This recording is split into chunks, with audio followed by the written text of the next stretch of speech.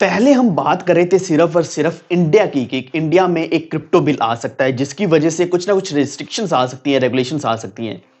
लेकिन अभी यूएसए अपना खुद का एक बिल लेकर आ रहा है जिससे रेगुलेशंस आएंगे क्रिप्टो को लेकर, और इसी के साथ कुछ ना कुछ रिस्ट्रिक्शंस भी लगाई जा सकती हैं, जिसकी वजह से पिछले कुछ दिनों में हम देख पा रहे हैं कि जो ईटीएफ्स हैं वो भी रिजेक्ट किए जा रहे हैं। कल की अगर हम बात करें तो फिडेलिटी का जो प्रपोज्ड स्पॉट बिटकॉइन ईटीएफ था उसको भी रिजेक्ट किया एसईसी ने। तो एसईसी भी यहाँ कई सारे एक्शंस ले रहे हैं। तो यहाँ लगभग 2-3 ऐसी अथॉरिटीज है, गवर्नमेंट अथॉरिटीज, जो यहाँ काम कर रही हैं। अगर हम एसईसी की बात करें, आईआरएस की बात करें, आईआरएस भी बोल रहा है कि यहाँ कई सारी प्रॉब्लम्स हैं, कई सारे फ्रॉड्स हैं क्रिप्टो में, जिस कारण इसको रेगुलेट किया जाना चाहिए।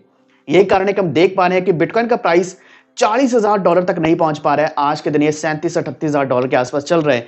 लेकिन जो हम चाहते हैं जिससे बुल्स एकदम से ऊपर को लेके जाएंगे बिटकॉइन को, वो पॉसिबल होता हुआ नहीं दिख रहा है।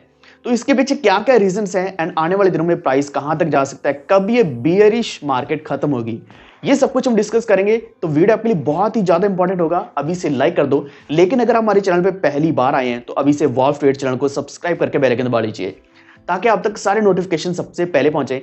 इसी के साथ अगर आप नहीं जुड़े हमारे साथ टेलीग्राम के ऊपर वॉल्फ ऑफिशियल आप सर्च करके ज्वाइन कर सकते हैं, और ट्विटर के ऊपर भी अभी एक गिव अवे चल रहा है, वहां भी जाकर आप ज्वाइन कर सकते हैं। लिंक्स आपको सभी डिस्क्रिप्शन में मिल जाएंगे। तो शुरुआत कहां से हुई इस गिरावट की? एक्चुअल में क्या कि कल के दिन एससीसी ने यहां एक चीज बताई है कि वो ट्रस्ट नहीं कर पा रहे हैं क्रिप्टो मार्केट को। यहां मैनिपुलेशन बहुत ज्यादा चल रही है। इन्वेस्टर्स की प्रोटेक्शन के लिए और फ्रॉड से बचाने के लिए यहां ईटीएफ्स को भी रिजेक्ट किया जा रहा है। अगर हम इंडिया की बात करें तो इंडिया में भी ईटीएफ आने जा रहा है, जो मैंने आपको अपडेट पिछले कुछ दिनों में दी थी। तो ईटीएफ्स आते रहते हैं, जिससे क्या है कि ईटीएफ से आपको एक्सपोजर मिलता है, यानी कि उसमें आप शेयर्स की तरह बाय करते हो, आपको शेयर मिलता है और उसमें प्रॉफिट भी मिलता है, इवन लॉस भी पॉसिबल है। यानी कि डायरेक्टली आप क्रिप्टो करेंसी को बाय नहीं करते, बल्कि उसका एक्सपोजर आपको मिलता है।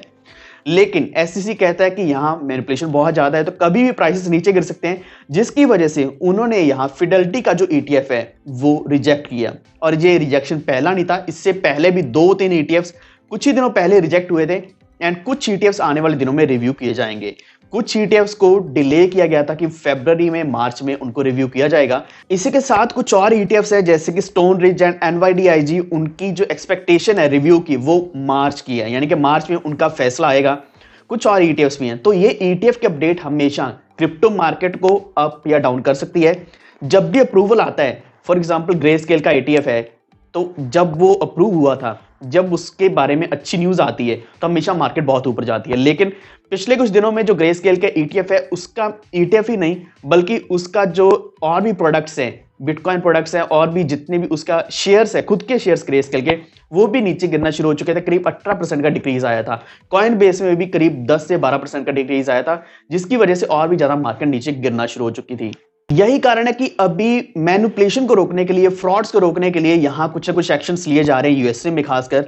तो वहां उन्होंने अपना खुद का पॉलिटिकल एक्शन कमेटी बनाई है, जो खासकर क्रिप्टो लीडर्स ने लॉन्च करी है। और इसका मेन मकसद यही है कि यहां क्रिप्टो करेंसी को सही तरीके से चलाने के लिए, एंड जो भी गलत एक्टिविटीज हैं, जो गलत इन्फ्लुएंस है, उसको खत्म करने के लिए। लेकिन इससे भी बड़ा फैसला तब आया जब यूएसए ने डिसाइड किया कि एक नया बिल इंट्रोड्यूस किया जाएगा जिससे वो क्रिप्टो की ट्रांजैक्शंस को बैन करने जा रहे हैं। इसी के साथ उन्होंने साफ साफ यही कहा कि कोई भी प्रोसेस फॉलो नहीं किया जाएगा, रूल मेकिंग नहीं रहेगी, लिमिटेशन नहीं होगी, बल्कि सीधा प्रोहिबिशन लगाया जाएगा क्रिप्टो ट्रांजैक्शंस के ऊपर।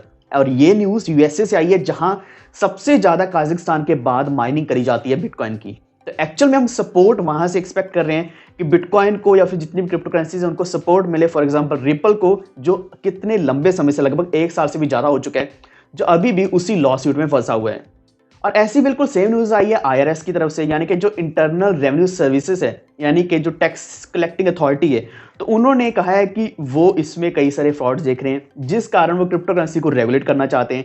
खासकर उन्होंने एनएफटी की बात करी। इसी के साथ जो क्रिप्टो का फ्यूचर है, वो बोल रहे हैं कि बहुत ज्यादा डार्क दिख रहा है, क्योंकि इसमें कई सारे फ्रॉड्स इन्वॉल्व हैं। यही कारण है कि हमने पिछले कुछ दिनों में यहां एक्सपायरीज देखी हैं, ऑप्शंस की एक्सपायरीज आज के दिन भी थी। इसी के साथ जो लिक्विडेशंस हुई हैं बिटकॉइन में, खासकर इवन इथेरियम में, जिसकी वजह से मार्केट बहुत ज्यादा नीचे गिरी, करीब $1.5 ट्रिलियन नीचे गिर चुकी है। बिटकॉइन का जो एक मार्केट कैप $1 ट्रिलियन से ऊपर था, वो सिर्फ $600 बिलियन के आसपास रह चुका है, एंड उसका प्राइस भी नहीं बढ़ पा रहा है। एंड जो अभी $70,000 के आसपास होना चाहिए, वो भी एटलीस्ट 45 से लेकर 50% डाउन में चल रहा है। यहाँ जो बियर्स हैं वो बहुत स्ट्रांग होते जा रहे हैं। मार्केट में जो फियर है बहुत ही ज्यादा हो चुका है, एक्सट्रीम फियर चल रहा है। तो एक्चुअल में यहाँ कुछ अच्छी न्यूज नहीं आ रही है, या फिर न्यूज को होल्ड किया जा रहा है, अच्छी न्यूज को नहीं निकाला जा रहा मार्केट में।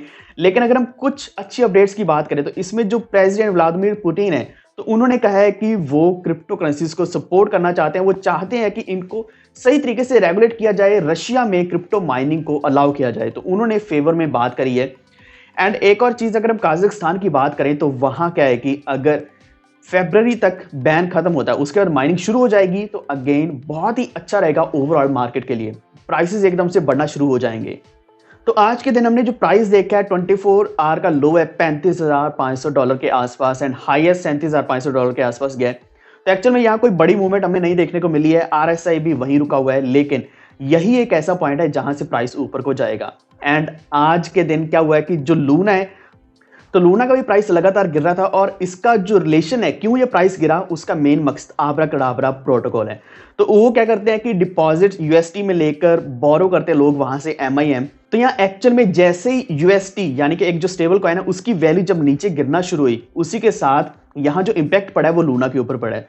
तो यहाँ जो प्रोटोकॉल है, MIM है, UST है, इन तीनों चीजों के ऊपर डिपेंड करता है लूना का प्राइस, जो आज के दिन कई दिनों से वैसे नीचे गिर रहा है। लेकिन यह घबराने की जरूरत नहीं है, लूना बहुत स्ट्रांग प्रोजेक्ट है, अच्छा प्रोजेक्ट है, यहाँ से प्राइस ऊपर को बढ़ेगा। तो अगर हम बाइंग अपॉर्चुनिटी की बात करें, अभी भी बाइंग अपॉर्चुनिटी अवेलेबल है। अगर आप लगाना चाहते हैं तो इथेरियम $2400 के आसपास मिल रहा है, BNB $390 के आसपास मिल रहा है। तो कई सारे ऐसे कॉइन्स हैं जो अभी हम बाय कर सकते हैं। कुछ मैं डिटेल्स आपको हमारे टेलीग्राम के ऊपर दूंगा, वॉरफिट ऑफिशियल आप सर्च करके ज्वाइन कर सकते हैं, लिंक डिस्क्रिप्शन में मिल जाएगा। तो अगर आपको जानकारी अच्छी लगी है तो वीडियो को लाइक एंड शेयर जरूर करना। लेकिन आपके हिसाब से अगर इसके अलावा कोई और भी रीजन है क्यों मार्केट डंप हो रही है और कब तक रिकवर होगी, नीचे कमेंट जरूर करना। इसी के साथ हमारे चैनल को भी सब्सक्राइब करके बेल आइकन दबा लीजिए, ताकि आप तक सारे नोटिफिकेशन सबसे पहले पहुंचे। धन्यवाद।